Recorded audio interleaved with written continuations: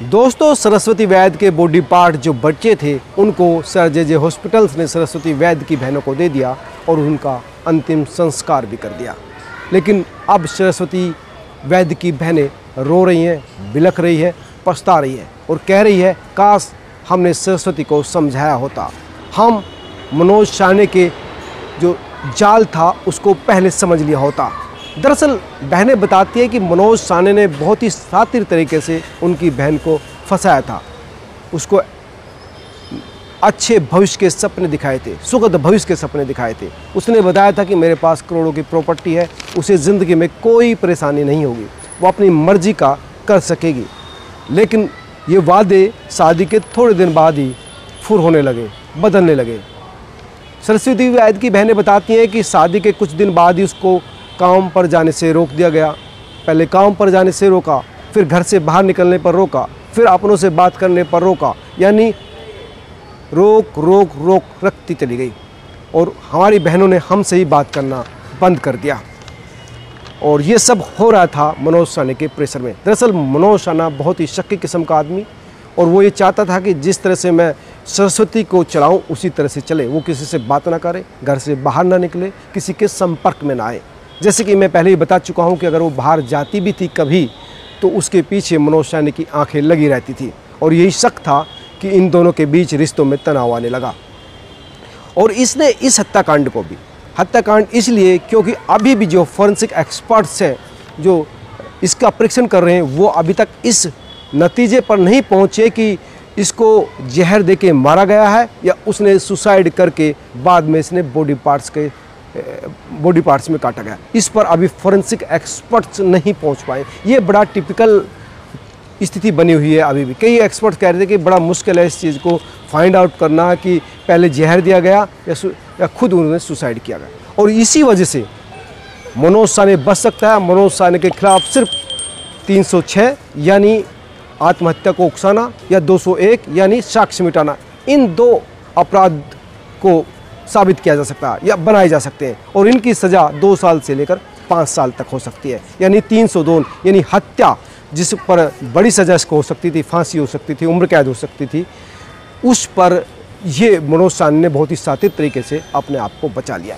दरअसल 4 जून को जो पुलिस अधिकारी है बताते हैं कि मनोज साहनी ने अपने मोबाइल में गूगल में सर्च किया था कि बॉडी पार्ट को काटने के कितने दिन बाद बॉडी डिकम्पोज यानी गलना शुरू हो जाती है, नष्ट होना शुरू हो जाती है, और कितने दिन बाद उसमें स्माइलिंग आना बंद हो जाती है, ख़त्म होना शुरू हो जाती है। यानी स्माइलिंग और डिकम्पोजिशन के लिए वो साइंटिफिकली जो फैक्ट है वो चेक कर रहा था गूगल पर, ताकि बॉडी पार्ट्स इतने छोटे छोटे टुकड़े में करे। और इसलिए उसने इसको बॉयल किया, रोस्ट किया, ताकि आराम से इस बॉडी पार्ट्स जो है सरस्वती के उनको डिकम्पोज करे। और इसको लेकर जो सीसीटीवी कैमरे भी पुलिस के हाथ लगे हैं, जिसमें रात को वो जो बॉडी पार्ट्स जो पास में जो नाला था वहाँ पर उसने कुछ बॉडी पार्ट फेंके दिए। कुछ % हिस्सा सरस्वती के बॉडी का अभी तक नहीं मिला और ना ही वो मिलेगा।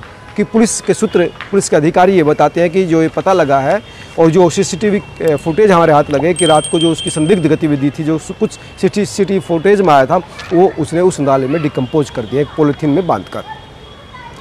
आज पुलिस भी ये जो केस है बड़ी चुनौती के रूप में ले रही है। और जब कुछ फोटोग्राफ्स पुलिस के अधिकारियों ने मनोज साहनी के फ़ोन से जो रिकवर किए थे वो सरस्वती वैद्य की बहनों को दिखाए। उसमें एक फ़ोटो था कि किस तरह से जो सरस्वती वैद्य के बालों की जो चोटी थी वो काट दी थी, बिल्कुल अलग कर दी थी, और एक स्लैब जो है किचन के उस पर रखी हुई थी। ये देखकर तो उसकी बहनें फवक पड़ी, गुस्से में भर आई। उन्होंने कहा कि सरस्वती अपने बालों को बहुत प्यार करती थी, बहुत केयर करती थी, उसने लंबे बाल इसीलिए रखे थे, और उसने मर्डर करने के बाद इन बालों को काटा, चॉप कर दिया और इस तरह से नष्ट कर दिया। उन्होंने मांग की है पुलिस अधिकारियों से कि इस शख्स के खिलाफ सख्त से सख्त कार्रवाई की जाए, सख्त से सख्त इसको सज़ा मिले, क्योंकि इसने उस लड़की को मारा है जो इससे आधी उम्र की थी। तमाम दुश्वारियों के बाद भी, तमाम हम लोगों को समझाने के बाद भी वो लड़की इसके साथ रहने को राज़ी हो गई, इसके साथ ज़िंदगी जी रही थी, जैसे ये चाह रहा था वैसे कर रही थी। उसने नौकरी छोड़ दी, घर से बाहर जाना छोड़ दिया, इसके साथ उस फ्लैट में रह रही थी, लेकिन उसके बाद भी इसका शक खत्म नहीं हुआ और अंतोगत्वा इस व्यक्ति ने उसकी जान ले ली। हालांकि जैसे सरस्वती वैद्य की बहनें बता रही है कि इस व्यक्ति ने बहुत ही साजिश के तहत इस पूरे मामले को अंजाम दिया, क्योंकि पहले तो इसने सबसे पहले पुलिस अधिकारियों को यही बताया कि वो उसके पिता के रूम में था, उसको बेटी के रूप में ट्रीट करता था, उसको 10वीं की पढ़ाई करा रहा था ताकि 10वीं की पढ़ाई कराए, और कभी शारीरिक संबंध नहीं बनाए क्योंकि 2008 में उसको HIV हो गया था एक ब्लड चढ़ाने के दौरान, इसलिए उसने कभी शारीरिक संबंध नहीं बनाए और एक बेटी के रूप में वो इसको ट्रीट कर रहा था। मतलब लिव इन रिलेशन भी इसने स्वीकार नहीं किया था। लेकिन जब सरस्वती वैद्य की बहनें सामने आई और उन्होंने ये साफ कर दिया, स्पष्ट कर दिया पुलिस अधिकारियों के सामने कि नहीं, ये लिव इन रिलेशन नहीं था, ये मैरिज में थे, एक मंदिर में शादी की थी और शादी करने के बाद ये साथ रह रहे थे और उस शादी के बाद हम लोग भी आए थे और इसमें लिव इन जैसे कोई मामला नहीं, शादीशुदा थे। और लेकिन ये शक करता था और तमाम जो सोशल एक्टिविटीज़ है उस पर इसने बैन लगा दिया था। उसके बाद पुलिस अधिकारियों को भी ये पता चला कि ये कितना शातिर है और किस तरह से इस हत्याकांड के बाद वो अपने आप को बचाने की जो साजिश थी वो रच रहा है, किस तरह से अपने आप को एक सेपरेट रख रखा है, इस हत्याकांड को सुसाइड का रूप दे रहा है और इसके बाद किस तरह से गूगल पर सर्च करके ये तमाम चीज़ें से सरदा आफ्ताब केस की जो हिस्ट्री है वो भी इसने पूरी तरह से एनालिसिस की थी, अध्ययन किया था कि किस तरह से बॉडी डिकम्पोज हो, उसको ठिकाने लगाया जाए और सांप बचाए। हालांकि उसको ये नहीं लगता था क्योंकि बहुत दिन से परिवार के लोगों से उसकी बातचीत नहीं हो रही थी सरस्वती वैद्य की, उसको नहीं लगता था कि उसकी बहनें सामने आएगी, तो इसीलिए उसने सरस्वती वैद्य को पहले अनाथ डिक्लेयर किया कि वो अनाथ है, उसके आगे पीछे कोई नहीं है, अनाथ थी, मेरे साथ रहती थी, मैंने उसको घर रहने को दिया, मैंने उसको ठिकाना दिया, बस इतना ही, हम दोनों अनाथ हैं। लेकिन ये तमाम साजिशें उसकी धरी की धरी रह गई। जब सरस्वती वैद्य के जो परिवार के लोग सामने आए, जब उसके परिवार के लोग भी सामने आए और जिस साने अपार्टमेंट में उसका 2 करोड़ का फ्लैट है वो दरअसल साने अपार्टमेंट ही कहलाया जाता है, यानी वो ज़मीन जहाँ पर ये पूरा अपार्टमेंट बना है वो उसके जो परिवार की ही ज़मीन थी और इसी वजह से उसके हिस्से में इतनी महंगा जो है फ्लैट आया था।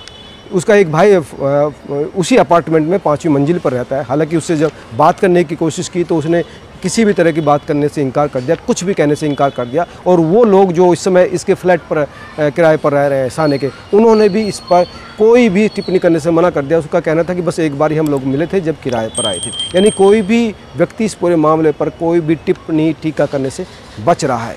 लेकिन ये बात है कि इस आदमी ने बहुत ही साजिश के तहत इस पूरे कांड को अंजाम दिया है। इसकी कोशिश यही थी कि किसी भी तरह से वो पाक साक बच जाए।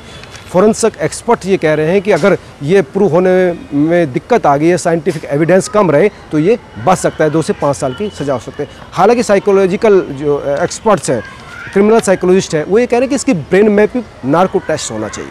अब उनका ये कहना, कई लोगों की मेरी जो बात थी उनका कहना था कि क्योंकि इसका जो क्रिमिनल बिहेवियर है वो वॉच किया जाना चाहिए, अगर इसका नार्को टेस्ट होगा, ब्रेन मैपिंग होगी तो उससे कई एविडेंस हमारे सामने आ सकते हैं, आएंगे तो तब ये प्रूव हो सकता है। यानी यही एक रास्ता बचा है साने की साजिश, साने का सच सामने आने के कि उसका जो क्रिमिनल बैकग्राउंड तभी सामने आएगा जब उसकी ब्रेन मैपिंग होगी और नार्को टेस्ट होगा। दोस्तों, आप क्या सोचते हैं ज़रूर बताएं। इस खबर को शेयर भी करें ताकि तमाम लोगों तक ये सूचना पहुंचे कि किस तरह के लोग होते हैं, कितने फ्रेबी लोग होते हैं, 10-10 चेहरे के लोग होते हैं जो लोगों को ठगने पर उनका जो बिहेव होता है वो अलग होता है, लेकिन जब उनके साथ रहना शुरू कर देते हैं, जब उनके साथ रिलेशन में आ जाते हैं तो उनका व्यवहार बदल जाता है।